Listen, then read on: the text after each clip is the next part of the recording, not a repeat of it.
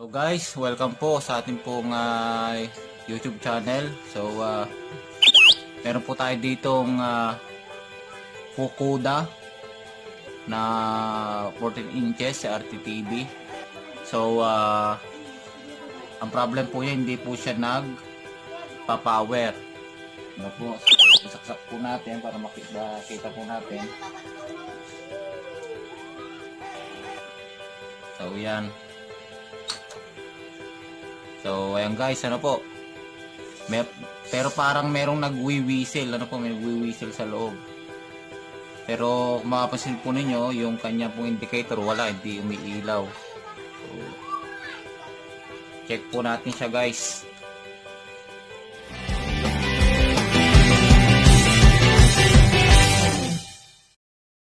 So ayan guys, nabuksan na po natin, ano. So ngayon ang gagawin po natin, baga voltage checking po tayo. Ano, okay naman yung ano po niya, malinis naman. Ang yun nga lang, napansin ko po dito sa kanyang flyback, ayan po, duktong, ibig sabihin po pwedeng napalitan na po ito, o kaya nagkaroon na, kumbaga parang sa palagay ko na-repair na to dati. Ayan, no, so duktong na siya. So ngayon ang gagawin pa natin, voltage checking po natin. Natin yung ating multimeter.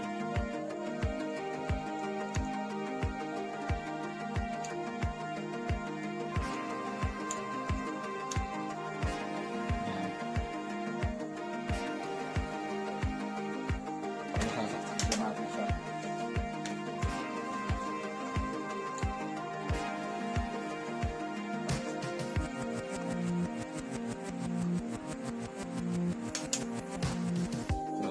Guys, kung narinig niya, tumutunog siya, no? Pero hindi nagpa-power. So doon muna po tayo sa B+. So meron yung B+, pero sobrang baba. Ayan, no? Yan yun guys.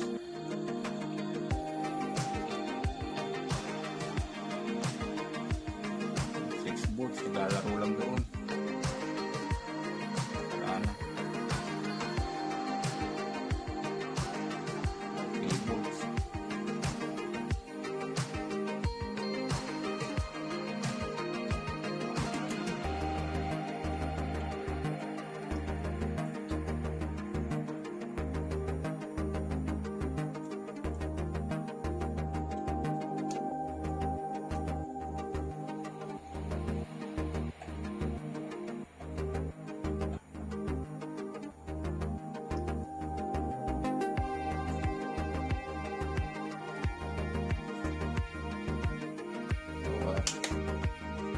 Natin gamitin yung isang tester. Analog po, gamitin natin.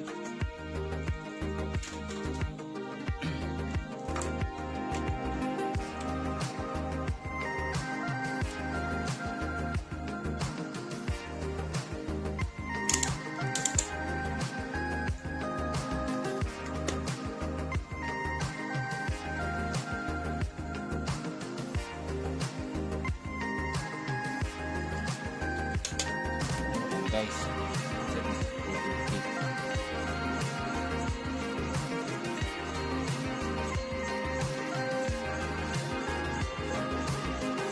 wala tayong B+ niya, pero pag dito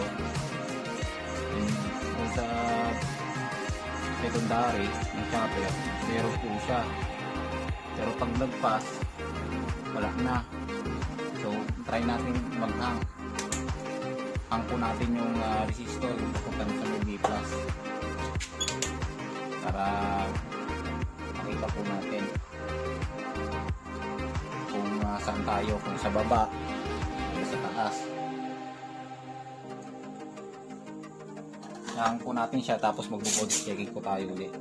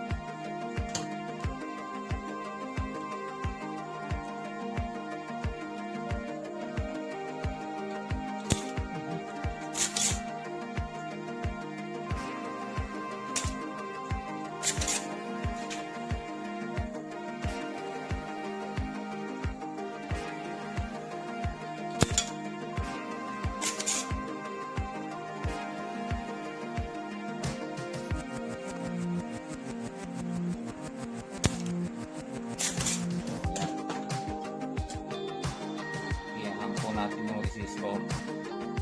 Ngayon, pagkata-after po natin nila, para magkata tayo din ng setting.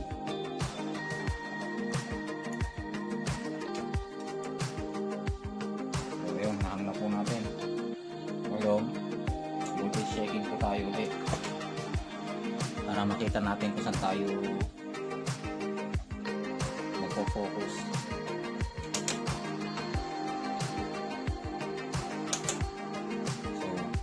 So ayan guys, nawala yung ano niya, yung pigil parang pito. So voltage checking po tayo ulit. So ayun, nag-normal yung voltage niya.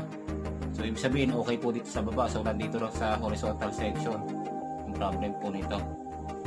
Okay, ngayon masusunod po natin check po natin yung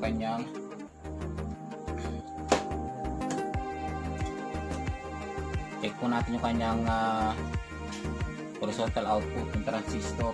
Baka shorted po ito.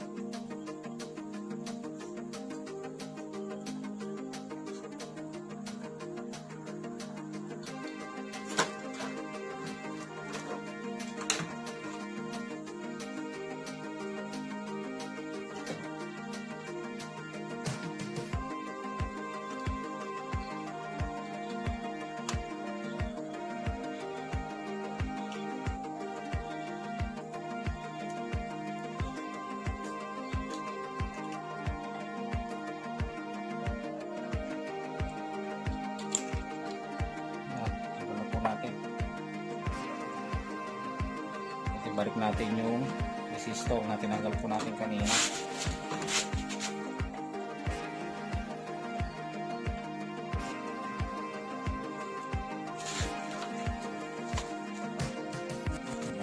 Hinangin po natin yung hinang natin kanina.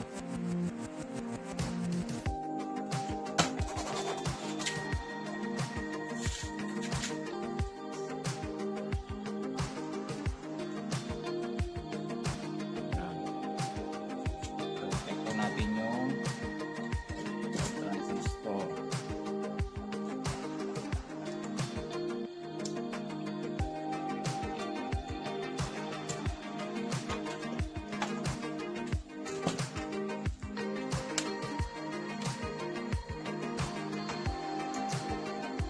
So ito po, check natin siya. Ngayon, yung negative probe po nitong multimeter dun po sa gitnang pin po niya, tapos yung red sa base and sa base po at sa emitter. Ngayon kapag ito po ay nagkaroon ng deflection, ibig sabihin sira, kailangan wala siyang deflection.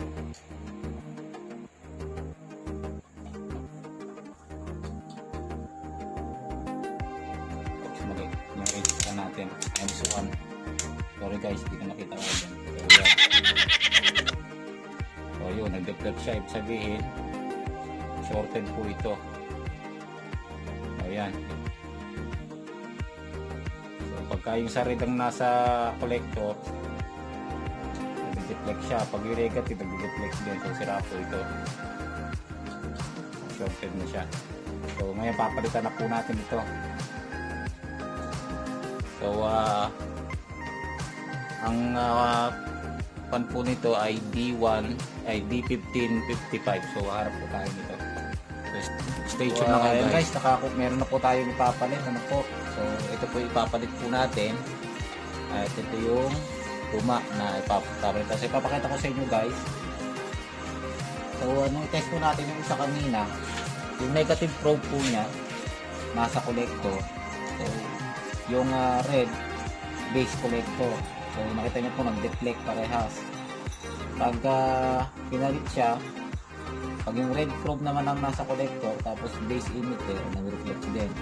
So doon sa ipapalit po natin, kaya shorted na po yun. Dito sa ipapalit natin, pagka yung negative probe yung nasa collector, base emitter, so wala pong ano yan, walang palo, walang deflection. Pero kapag yung positive probe po ang ilalagay sa collector, may deflection siya. Ayan.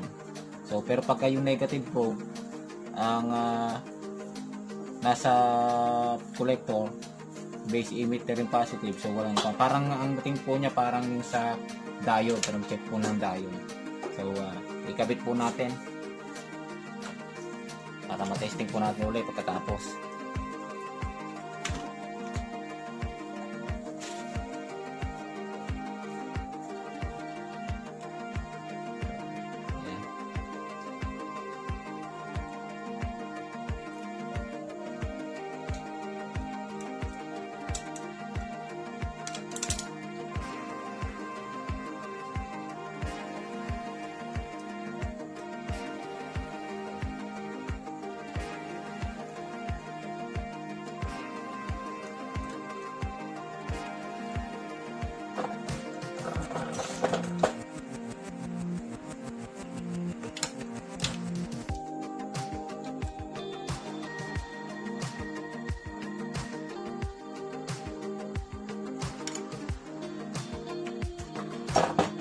Po hinangin na po natin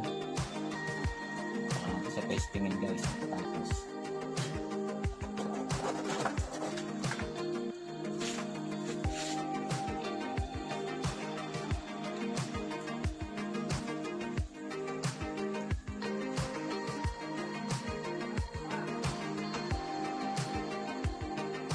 ayan, ngayon testingin na po natin siya.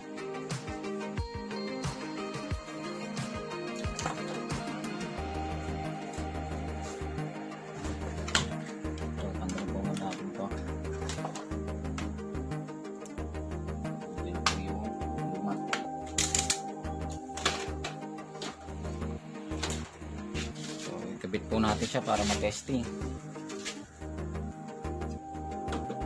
Sige muna natin.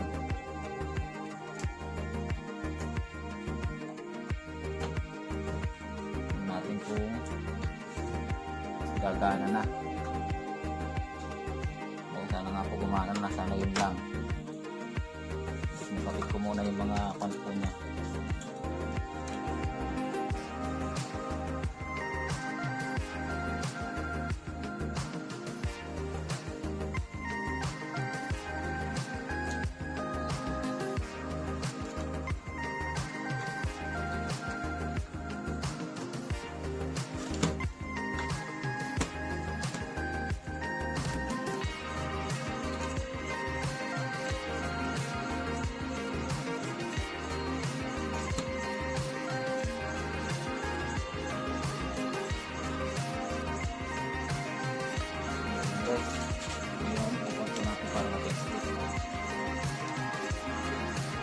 Pwede na.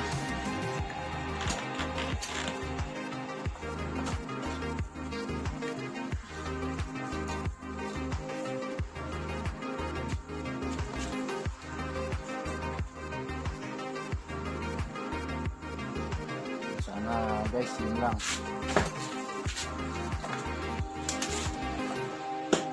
Testingin po natin. Sana yun lang guys.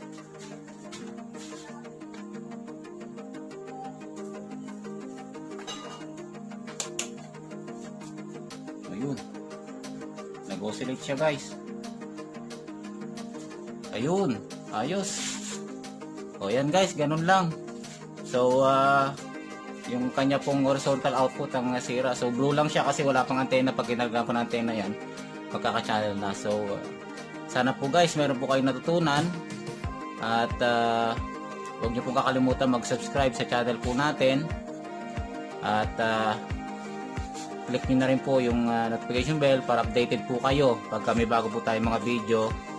At like and share na rin po guys para makatulong po tayo sa iba. So maraming salamat po sa inyo and God bless.